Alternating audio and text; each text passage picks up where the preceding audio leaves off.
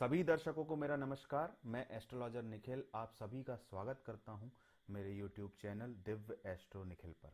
आज के हमारे इस वीडियो में हम जानेंगे कि केपी एस्ट्रोलॉजी से हम यह कैसे देख सकते हैं कि कोई व्यक्ति जो कि विदेश जाना चाहता है, फॉरेन में सेटल होना चाहता है, विदेश में पढ़ना चाहता है या विदेश में घूमने जाना चाहता है, उसकी कुंडली में क्या योग होते हैं जिसके कारण उसका विदेश जाने का योग बन पाता है, और इन सभी योगों का केपी पद्धति से कैसे विश्लेषण किया जाता है और कैसे फलादेश किया जाता है, आज हम इस वीडियो में जानेंगे।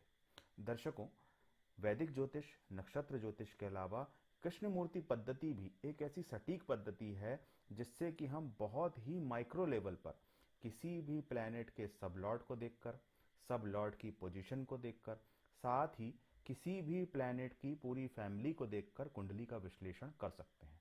यह एक बहुत ही सटीक पद्धति है जिसमें ओवरऑल प्लैनेट की फैमिली को देखा जाता है और फिर फलादेश किया जाता है। यानी कहा जाए कि इसी तरीके से सही मायने में कुंडली का विश्लेषण होता है।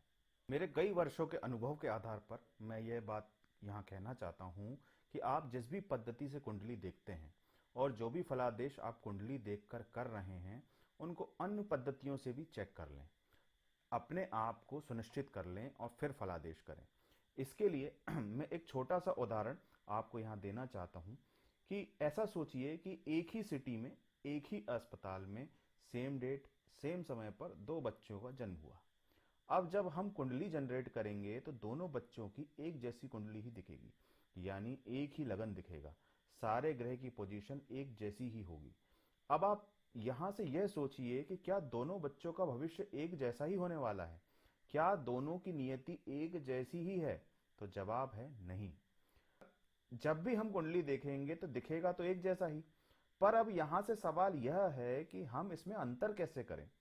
तो अंतर करने के लिए हमें जो भी कुंडली जनरेट हो रही है उसमें ग्रहों के नक्षत्र को, हर भाव के सबलॉर्ड को, यानी किसी भी हाउस के सबलॉर्ड को, उसकी पोजीशन को देखना पड़ेगा। तब हम डिफरेंस कर पाएंगे और तब हम सटीक फलादेश कर पाएंगे। दर्शकों, वैदिक नक्षत्र पद्धति से फॉरेन सेटलमेंट योग को कैसे देखा जाता है, इसके लिए मैंने पूर्व में भी अपने चैनल पर वीडियो डाला हुआ है जिसका लिंक डिस्क्रिप्शन बॉक्स में उपलब्ध है। आप वहां से उस वीडियो को देख सकते हैं और नक्षत्र पद्धति से फॉरेन सेटलमेंट योग को निकाल सकते हैं। आज के इस वीडियो में हम केपी पद्धति से फॉरेन सेटलमेंट योग को कैसे निकाला जाएगा, इस पर चर्चा करेंगे। तो चलिए चर्चा में आगे बढ़ते हैं। यदि आप मेरे चैनल पर नए हैं तो कृपया मेरे वीडियो को लाइक करें, शेयर करें और साथ ही सब्सक्राइब करें।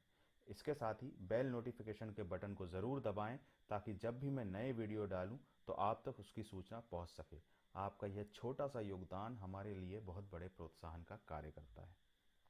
दर्शकों, यदि हम फॉरेन सेटलमेंट या फॉरेन में पढ़ाई या विदेश यात्रा के लिए शुभ कारक भाव या कहें योग कारक भावों के बारे में बात करें तो कुंडली का तीसरा भाव, कुंडली का 9वां भाव और कुंडली का 12वां भाव यह शुभ कारक भाव कहलाते हैं।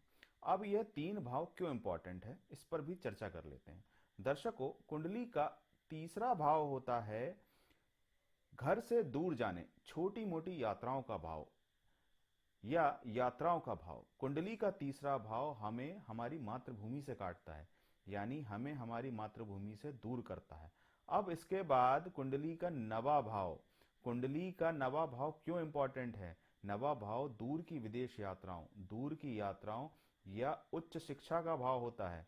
इसके साथ ही अंत में कुंडली का 12वां भाव जो कि सेटलमेंट का, फॉरेन में सेटलमेंट का या विदेश यात्राओं का होता है। अब आप इन तीन भावों को जोड़कर देखेंगे तो पता चल जाएगा कि क्यों कुंडली का तीसरा, 9वां और 12वां भाव विदेश में सेटलमेंट के लिए बहुत ही इंपॉर्टेंट है। दर्शकों, यह तो होगा कारक भाव जिनका सपोर्ट बहुत जरूरी है यदि आप विदेश जाना चाहते हैं। अब इसके बाद हम यह देखते हैं कि फॉरेन यात्रा के लिए किस भाव को जिम्मेदारी दी गई है, यानी कौन सा भाव, कौन सा हाउस रिस्पॉन्सिबल है आपके फॉरेन सेटलमेंट के लिए।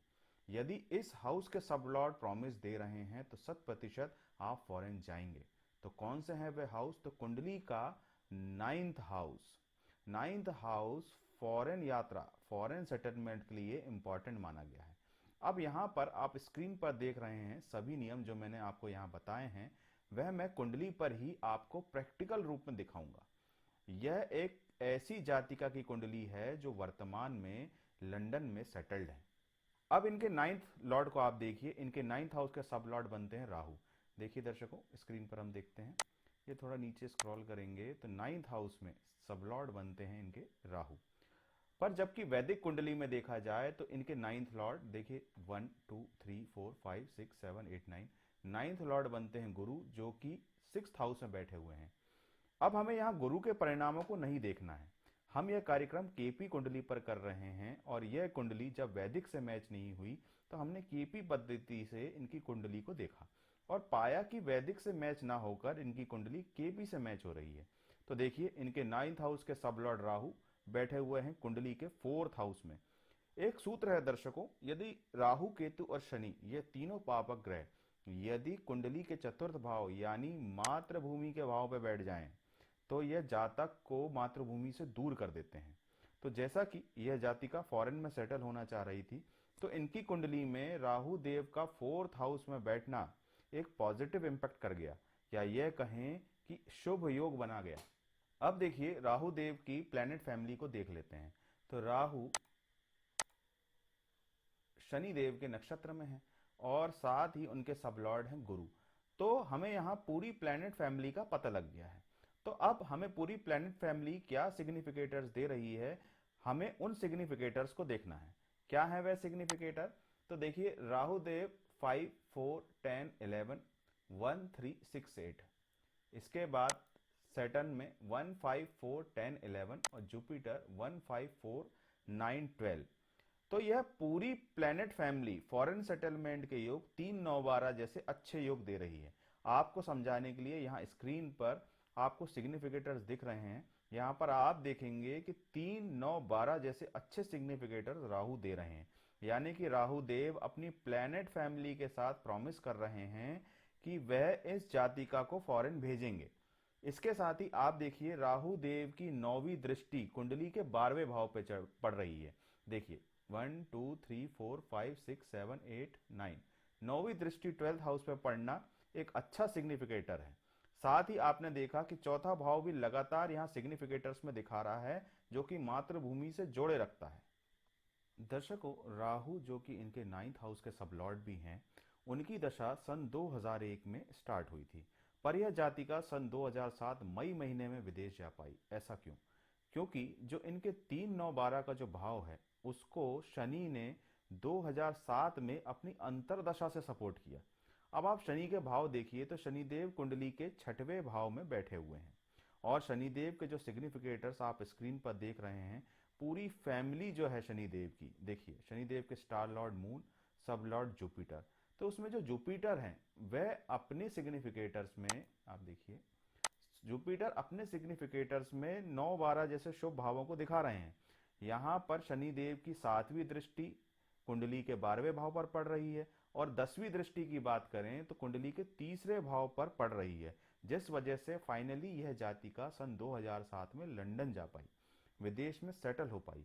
अब राहु देव जो कि कुंडली के चौथे भाव में बैठे हुए हैं और कर्क राशि में बैठे हुए हैं, इसका अर्थ यह है कि यह जातिका यूरोपियन कंट्रीज में जाकर सेटल होगी। तो जिस कारण यह जातिका लंदन में आज सेटल है।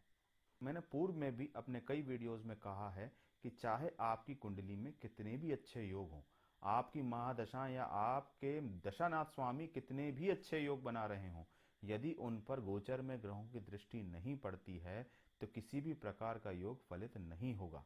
यदि आपकी कुंडली विदेश जाने का योग बना रही है या घूमने का योग बना रही है, यदि उस पर गोचर में किसी ग्रह की दृष्टि पड़ रही है, तभी वह योग फलित होंगे।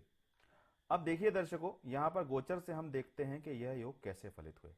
अब हम यहाँ पर मई 2007 का गोचर अप्लाई करेंगे। तो देखिए यहाँ पर ऑलरेडी हमने जो डिटेल्स डाली हुई थी, उसके बाद मई 2007 का गोचर आया। इस गोचर में शनि चतुर्थ भाव में विराजमान है।